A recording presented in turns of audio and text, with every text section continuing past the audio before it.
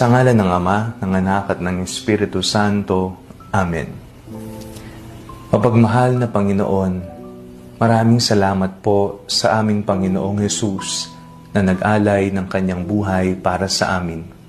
Kami na hindi karapat-dapat iligtas, kami na hindi karapat-dapat kaawaan, kami na hindi karapat-dapat mahalin, ay minarapat niyang iligtas, tubusin, mahalin at kaawaan.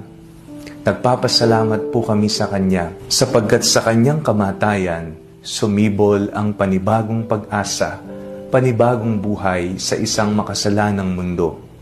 Dakila ang iyong pagmamahal, Ama, at ito'y nakita namin sa iyong anak na naparito, hindi para paglingkuran, kundi para maglingkod sa amin, at ang ialay ang kanyang buhay para sa kanyang mga kaibigan.